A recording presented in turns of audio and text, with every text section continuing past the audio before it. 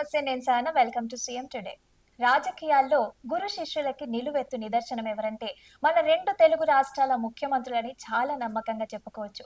ఆంధ్రప్రదేశ్ ముఖ్యమంత్రి నారా చంద్రబాబు నాయుడికి తెలంగాణ ముఖ్యమంత్రి యనుమల రేవంత్ రెడ్డికి మంచి స్నేహబంధం ఉందనే విషయం మనందరికీ తెలిసిందే. అయితే కొన్నిసార్లు అంటే అప్పుడప్పుడు ఈ ప్రచారాన్ని మన ముఖ్యమంత్రి రేవంత్ రెడ్డి తోసిపుచ్చినట్లు కనిపించిన కొన్ని సందర్భాల్లో అది నిజమే అన్నట్లుగా ఉంటుంది. విభజన సమస్యలు, ఆస్తుల పంపిణీ, విద్యుత్ బకాయిల వంటి ముఖ్యమైన అంశాలనే కాకుండా బనకచర్ల ప్రాజెక్టు ఏదో పెద్ద విపత్తు అయినట్టు వీరిద్దరూ ఢిల్లీలో సమావేశం కావటం ప్రజల్లో కొత్త కొత్త అనుమానాలని రేకెత్తిస్తోంది. కేంద్ర జలశక్తి మంత్రిత్వ శాఖ ఆధ్వర్యంలో రెండు రాష్ట్రాల ముఖ్యమంత్రుల సమావేశం జరిగిన తీరు, ఆ తర్వాత వచ్చిన వార్తలు, నేతలు చేసిన వ్యాఖ్యల గురించి ఒకసారి ఈ వీడియోలో మనం మాట్లాడుకుందాం. తెలుగు రాష్ట్రాల మధ్య వివాదానికి కారణమైన పోలవరం బనకచెర్ల ప్రాజెక్టు గురించి బుధవారం జూలై 16న జరిగిన అంతరాష్ట్ర సమావేశంలో చర్చించలేదని తెలంగాణ ముఖ్యమంత్రి రేవంత్ రెడ్డి జూలై 17న గురువారం ప్రకటించిన విషయం మనందరికీ తెలిసిందే. అయితే న్యూఢిల్లీలో ఆంధ్రప్రదేశ్ ముఖ్యమంత్రి చంద్రబాబు నాయుడుతో పాటు సీఎం రేవంత్ రెడ్డి కూడా ఉన్నారు. అయితే విలేకరులతో అనధికారికంగా జరిగిన సంభాషణలో ఏపీ ముఖ్యమంత్రి చంద్రబాబు నాయుడుతో తన స్నేహపూర్వక సంబంధం గురించి అడిగిన కొన్ని ప్రశ్నలకి రేవంత్ రెడ్డి ఇచ్చిన సమాధానం చాలా ఘాటుగా ఉందని చెప్పుకోవచ్చు. భారతదేశం మరియు పాకిస్తాన్ దేశాలు కూడా చర్చలు జరుపుకుంటాయి. మరి నేను పొరుగు రాష్ట్ర ముఖ్యమంత్రితో మాట్లాడితే తప్పేంటని రేవంత్ రెడ్డి ప్రశ్నించారు. తుమ్మిడిహట్టి నీటిపారుదల ప్రాజెక్టుపై చర్చించడానికి మహారాష్ట్ర ముఖ్యమంత్రి దేవేంద్ర ఫడ్నవీస్ కు కూడా కలవాలనే తన ఆలోచన ఉందని కూడా ప్రకటించారు. ఇక బనకచెర్ల ప్రాజెక్టుపై చర్చించడానికి అభ్యంతరం వ్యక్తం చేస్తూ అంతరాష్ట్ర సమావేశం జరగటానికి 24 గంటల ముందు తెలంగాణ ప్రభుత్వం కేంద్ర ప్రభుత్వానికి లేఖ రాసిన 2 రోజుల తర్వాత బనకచెర్లపై సీఎం రేవంత్ ప్రకటనలు వెలువడ్డాయి. ఈ ప్రాజెక్టుని సంబంధం లేనిది మరియు అనుమతి లేనిదంటూ పేర్కొంటూ బనకచెర్ల ప్రాజెక్టు గురించి చర్చించాల్సిన అవసరం లేదని తెలంగాణ ప్రభుత్వం పేర్కొంది. బనకచెర్ల ప్రాజెక్టుకు జిఆర్ఎంబి గోదావరి నది నిర్వహణ board, CWC central water commission, EAC expert appraisal committee వంటి కీలక నియంత్రణ సంస్థల నుంచి ఎటువంటి అనుమతులు రాలేదని లేఖలో ఎత్తి చూపారు. ఇదే విధమైన సామరస్యపూర్వక విధానాన్ని అవలంబిస్తూ ఆంధ్రప్రదేశ్ తెలంగాణతో ఎలాంటి గొడవలు కోరుకోవటం లేదని, రెండు రాష్ట్రాలు ఇచ్చిపుచ్చుకునే విధానాన్ని అవలంబించవచ్చని చంద్రబాబు పేర్కొన్నారు. శుక్రవారం జూలై 18న ఆంధ్రప్రదేశ్ ముఖ్యమంత్రి చంద్రబాబు నాయుడుకి తెలంగాణ నీటిపారుదల ప్రాజెక్ట్ ని అడ్డుకోవద్దని కోరారు.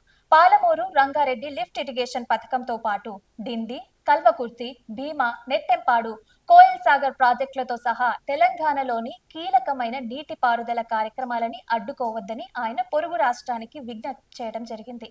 మా ప్రాజెక్టులని అడ్డుకోవద్దని మేము ఆంధ్రప్రదేశ్ ని డిమాండ్ చేస్తున్నాం. మేము సహకారం కోరుతున్నాం. మా విజ్ఞప్తులను విస్మరిస్తే మేము పోరాడి మా లక్ష్యాన్ని సాధిస్తాము. ఈ పోరాటానికి నేను నాయకత్వం వహించడానికి సిద్ధంగా ఉన్నానని నాగర్ కర్నూలు జిల్లాలో జరిగిన బహిరంగ సభలో రేవంత్ రెడ్డి చెప్పడం జరిగింది. అయితే అప్పటి అవిభక్త ఆంధ్రప్రదేశ్ ముఖ్యమంత్రిగా చంద్రబాబు నాయుడు పాలమూరు, మహబూబ్ నగర్ జిల్లాను దత్తత తీసుకున్నట్లు చెప్పుకున్నారు. అయితే రెండు రాష్ట్రాలలోని తెలుగు ప్రజల సమాన అభివృద్ధి పట్ల ఆయనకి నిజమైన ఆందోళన ఉంటే రోజుకు 3 టీఎంసీల నీటిని మళ్లించే రాయలసీమ లిఫ్ట్ ఇరిగేషన్ ప్రాజెక్టుని ఆయన ఉపసంహరించుకోవాలని రేవంత్ రెడ్డి అన్నారు. చంద్రబాబు నాయుడు బాధ్యతాయుతంగా వ్యవహరించాలని మేము కోరుకుంటున్నామని కూడా రేవంత్ రెడ్డి అన్నారు. పాలమూరు రంగారెడ్డి, డిండి, కల్వకుర్తి, భీమా, కోయిల్ సాగర్, నెట్టెంపాడు ప్రాజెక్టులకి సంబంధించిన భూసేకరణ ఈ ఏడాది డిసెంబర్ 9 నాటికి పూర్తవుతుందని, బాధితులందరికీ పరిహారం అందిస్తామని ముఖ్యమంత్రి ప్రకటించారు. ఈ ప్రాజెక్టులని రాబోయే 2 ఏళ్లలో పూర్తి చేసి తుమ్మిడిహట్టి నుంచి వికారాబాద్, తాండూర్ మరియు చేవెళ్లకు నీటిని తీసుకురావాలని ప్రభుత్వం లక్ష్యంగా పెట్టుకుంది. నాగర్ కర్నూలు జిల్లాలోని కొల్లాపూర్ మరియు జెట్పూర్ లో ప్రతిపాదిక యంగ్ ఇండియా రెసిడెన్షియల్ స్కూల్ కు ముఖ్యమంత్రి రేవంత్ రెడ్డి శంకుస్థాపన చేశారు. రాష్ట్రంలో కొనసాగుతున్న నీటిపారుదల ప్రాజెక్టులు మహిళల సాధికారిత లక్ష్యంగా సంక్షేమ పథకాలు మరియు ప్రభుత్వ ఉద్యోగ నియామకాలని ఆయన హైలైట్ చేయడం జరిగింది. తెలంగాణలోని కాంగ్రెస్ ప్రభుత్వం మొదటి సంవత్సరంలోనే 60,000 ఉద్యోగాలని భర్తీ చేయటంలో ఆయన పేర్కొంది. సుప్రీంకోర్టు ఆదేశాల మేరకి ఎస్సీ ఉపకులాల వర్గీకరణను పూర్తి చేసిన భారతదేశంలో మొదటి రాష్ట్రంగా తెలంగాణ నిలిచింది. ప్రజల ప్రభుత్వం అంటే రాబోయే 1.5 సంవత్సరంలో మరో 40,000 ఉద్యోగాలని భర్తీ చేయడానికి కట్టుబడి ఉందని, మొత్తం 1,00,000 ఉద్యోగాలని తీసుకువచ్చి దేశానికి ఆదర్శంగా నిలిచిందని రేవంత్ రెడ్డి ఈ సందర్భంగా ప్రకటించారు. ముఖ్యమంత్రి తన విదేశీ పర్యటనల సందర్భంగా రాష్ట్రం దాదాపుగా 3 లక్షల కోట్ల పెట్టుబడులని ఆకర్షించిందని, 1,00,000 ప్రైవేట్ రంగ ఉద్యోగాలని సృష్టించిందని చెప్పుకొచ్చారు. కేవలం 18 నెలల పరిపాలనలో తెలంగాణ ఏ ఇతర రాష్ట్రం కంటే ఎక్కువ సంక్షేమ పథకాలని ప్రారంభించిందని ఆయన పేర్కొన్నారు. 2035 నాటికి తెలంగాణలో 1,00,00,000 మంది మహిళలని కోటీశ్వరులుగా మార్చాలని రేవంత్ రెడ్డి అన్నారు. ఈ కార్యక్రమంలో భాగంగా ముఖ్యమంత్రి రేవంత్ రెడ్డి మహిళా స్వయం సహాయక సంఘాలకి వడ్డీ లేని రుణాల కింద 344 కోట్ల విలువైన చెక్కులని అందజేశారు.